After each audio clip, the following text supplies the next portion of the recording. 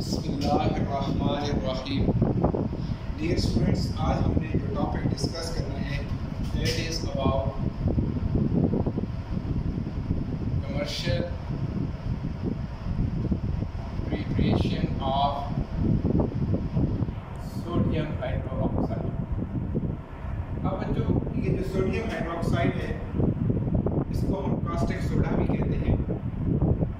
इसकी जो प्रिपरेशन है उसके लिए हम जो सेल यूज़ करते हैं that is known as diaphragm cell.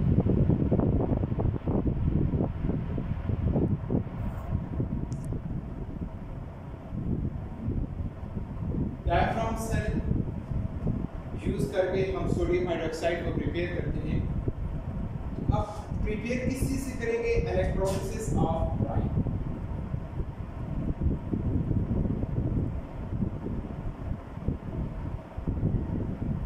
Electrolysis of Bryan के लास्ट टाइम हमने प्रिपरेशन ऑफ सोडियम मेटल को डिस्कस किया था। उससे बच्चों हमने इलेक्ट्रोलिसिस ऑफ सोडियम क्लोराइड जो है वो किया था। अब हम आज इलेक्ट्रोलिसिस ऑफ ब्राइन करेंगे। तो अब ब्राइन बच्चों क्या चीज़ होती है? ब्राइन हम कहते हैं कि जो कंसंट्रेटेड सॉल्यूशन ऑफ NaCl होता है। तो कंसंट्रेटेड सॉल्यूशन ऑफ NaCl को हम ब्राइन कहते हैं।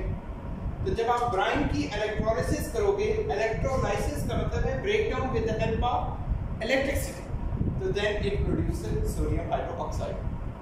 अब इसको डिस्कस करने से पहले आपको डायाफ्राम सेल की मैं कंस्ट्रक्शन समझा दूं कि डायाफ्राम सेल आपके पास एक ऐसे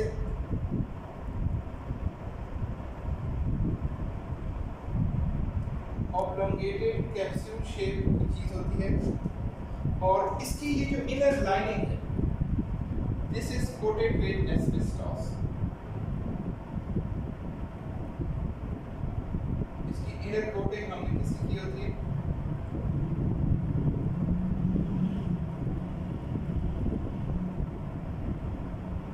एस्बेस्टॉस की इनर कोटिंग की होती है। और ये जो कैप्सूल सी चीज़ है इसको हम ये किस चीज़ का बना होता है बच्चों?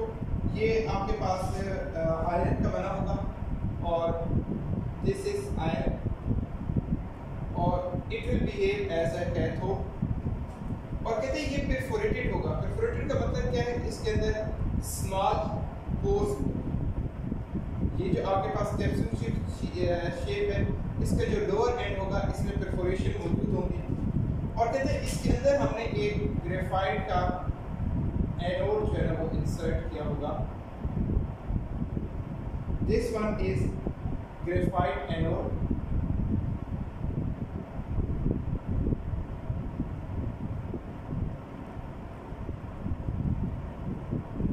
ग्रेफाइट का एनोड हो गया और ये आपके पास आयरन का जो है ना वो बाहर क्या आ गया? आयरन का कैथोड आ गया। अब इसको बाहर स्टील का टैंक होगा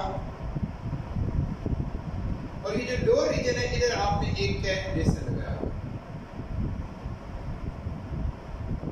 नीचे आपने क्या लगाया हुआ? कैन बेसन। कैन बेसन क्या चीज है कि आपके पास ये जो कैप्सूल है, ये जो परफोरेटेड सा कैप्सूल होगा, ये ऐसे परफोरेटेड कैप्सूल है और इसके नीचे जो है ना आपने क्या लगाया हुआ है? बेसन लगाया हुआ है। लेट्स सपोज ये गिलास है, तो ये गिलास और ये ऐसे इसके अंदर जो है ना आपने क्या किया हुआ है? इसको इंसर्ट किया। तो ये ऐसे ऊपर वो परफोरेटेड ये जो कैप्सूल है इसको आपने नीचे, ये जो ग्लास है इस तरह से यहाँ पे नीचे बीकर पड़ा हुआ है उसके अंदर इसको इंसर्ट किया हुआ है। तो यहाँ पे क्या कहलाएगा? कैन बेसन। तो ये जो कैन बेसन है इसमें यहाँ से आपका ये इसके अंदर आपने फिल क्या किया हुआ है? ब्राइन सोल्यूशन जो है वो।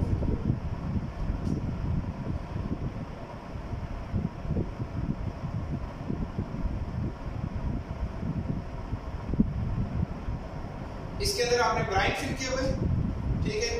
ये अंदर आपने सारा जो है ना वो ब्राइन सोल्यूशन इसमें फिल किया हुआ है और इसमें दो गैसेस आपको प्रोड्यूस होगी। एक यहाँ पे आपकी क्लोरीन गैस कलेक्ट होगी और यहाँ पर आप जो इस गैस को कलेक्ट करोगे वो है आपके पास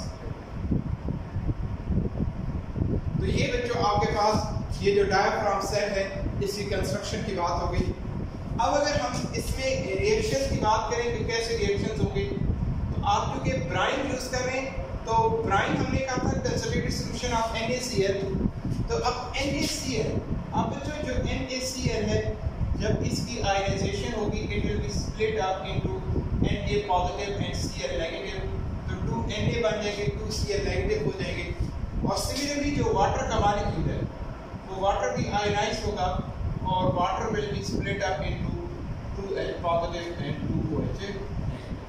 अब जो 2 आपके पास पॉजिटिव आयंस आ गए हैं और 2 ही आपके पास नेगेटिव आयंस आ गए हैं। अब अगर हम रिएक्शंस एट एनोड की बात करते हैं, रिएक्शन एट एनोड, तो एनोड पर बच्चों कौन सा रिएक्शन होगा? ऑक्सीडेशन का रिएक्शन होगा।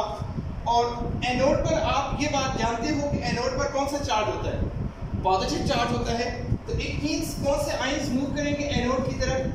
नेगेटिव आयंस जो है वो मूव करेंगे और नेगेटिव आयंस जो क्लोराइड आयंस है वो मूव करेंगे, वो एनोड पर जाकर ऑक्सीडाइज होकर 2 इलेक्ट्रॉन लूज करेंगे और ये दोनों जो क्लोरीन हैं ये क्लोरीन के एटम्स आपस में मिलकर they produce chlorine gas.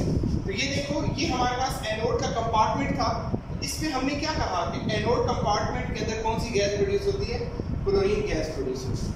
Next बच्चों हम इसी तरह से रिएक्शन एट कैथोड की अगर बात करें तो कैथोड पर कौन सा चार्ज है?